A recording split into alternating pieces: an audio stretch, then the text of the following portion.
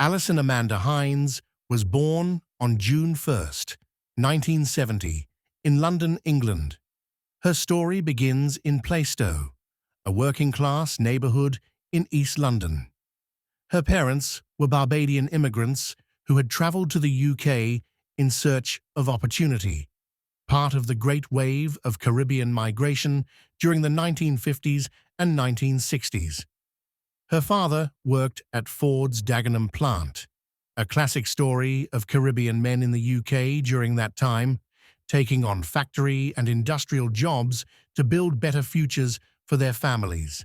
Her mother was equally hardworking, managing the home and raising Alison with a strong sense of Bajan culture despite being miles away from the Caribbean.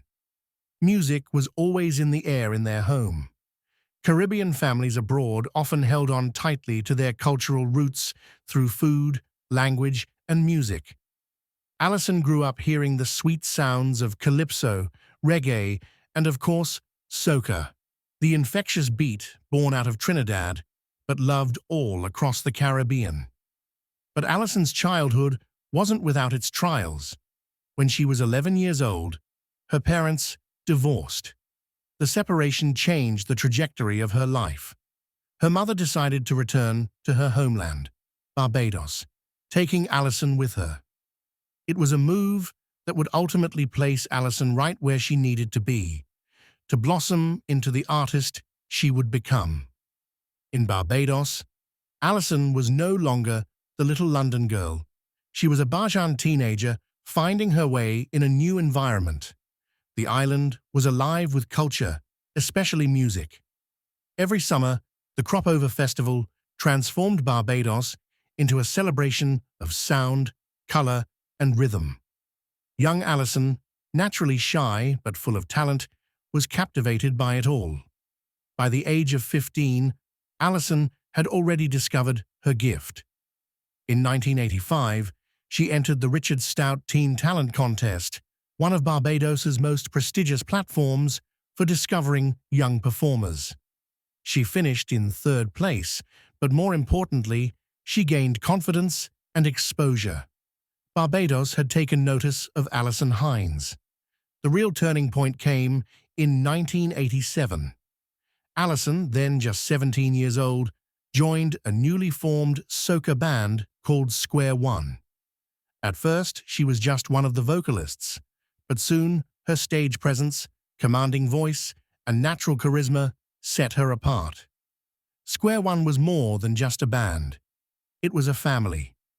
Alongside Alison were talented musicians and vocalists like Anderson Blood Armstrong and others who would become staples in Barbados's music industry. Together, they created a sound that was distinctly Bajan, but with the power to travel across the Caribbean and beyond. The late 1980s and early 1990s were a golden period for soca, and Square One rode the wave. They recorded multiple albums, toured the Caribbean, and even ventured into international markets. Audiences were falling in love not only with the music, but with the vibrant young woman who fronted the band, Alison Hinds. In 1992, Alison achieved one of her first major solo triumphs. She entered the Barbados Song Contest with a duet alongside John King called Hold You in a Song.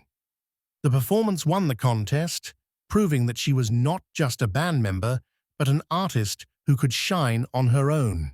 But it wasn't only contests she was winning.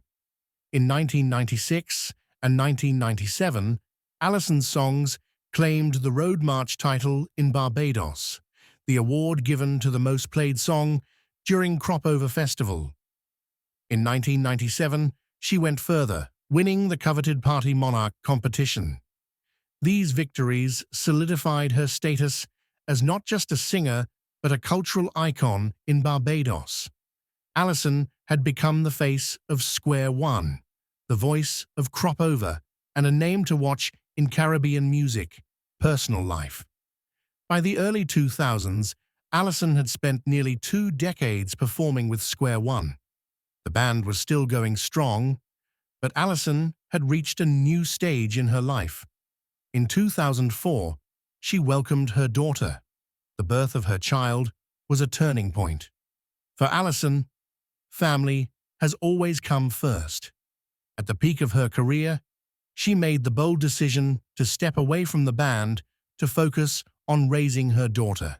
In an industry that demands constant visibility, this was a risk. But Alison never regretted it. During this time, she also built her life with her husband, Edward Walcott Jr. The two lived in Barbados on a privately owned horse farm, which Edward managed. Their lifestyle was a blend of quiet island living and the demands of Alison's fame. Despite her global recognition, Alison valued home life, family, and her roots, the rise of the solo queen. But Alison was not done with music. In 2005, she returned in grand style. She formed her own group, the Alison Hinds Show, with her as the frontwoman, supported by a dynamic team of young musicians and dancers. Her comeback was explosive, thanks to one song, Roll It Gal. Released in 2005, Roll It Gal was more than just a catchy tune. It was a declaration of women's independence and empowerment, with lyrics encouraging women to embrace their strength, own their space, and celebrate themselves. The song resonated across the Caribbean and beyond. It became an anthem for women, a party favorite, and a cultural milestone. The track spread like wildfire.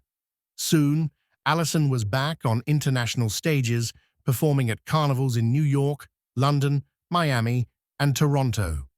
In 2007, the song was officially released in the UK, coinciding with the launch of her debut solo album, Soca Queen. The title was no exaggeration. Alison Hinds had claimed the throne. Albums, collaborations, and global tours. Alison's career as a solo artist was just as successful as her years with Square One. Her debut album, Soca Queen, 2007, contained a mix of high-energy soca tracks and empowering anthems, cementing her image as both a party leader and a role model. In 2010, she released another album, Caribbean Queen, which featured collaborations with international artists like Shaggy, Richie Spice, and Jah Cure. The single Team Up with Jah Cure showcased her versatility, blending soca with reggae vibes. In 2011, she worked with Trinidadian calypso legend David Rudder on the song Glow. Each collaboration expanded her reach, bringing soca into conversations with reggae, dancehall, and even mainstream pop. Touring became a major part of her life. Alison performed at Reggae Sumfest in Jamaica, the West Indian American Carnival in Brooklyn, and countless other Caribbean festivals across North America, Europe, and even Asia. Wherever the Caribbean diaspora lived, Alison Hinds brought a piece of home to them. Legacy. Even as the years passed, Alison's influence only grew. On November 11th, 2011, she appeared on NBC's Where in the World is Matt Lauer segment, introducing millions of viewers to the beauty of Barbados. And in 2023, she received one of the highest honors of her career.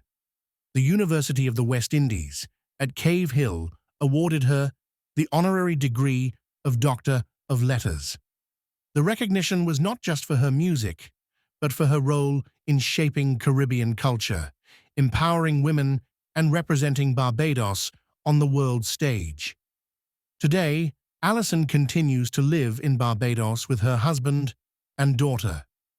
Their horse farm remains their sanctuary, and Alison balances family life with her role as a cultural ambassador. She still performs, still tours, and still carries the title of Queen of Soca. Alison Hinds' story is one of resilience, empowerment, and cultural pride. She showed that a woman could dominate a male-driven genre like soca. She proved that Caribbean music could have global impact, and she became a symbol of strength for women everywhere. From her early days in London to her teenage breakthrough in Barbados, from Square One to her solo reign, from family life to international recognition, Alison Hinds has lived a life that blends music, motherhood, and monarchy. And as long as soca continues to play, her legacy will never fade. Alison Hinds is, and will always be, the Queen of Soca. Please subscribe.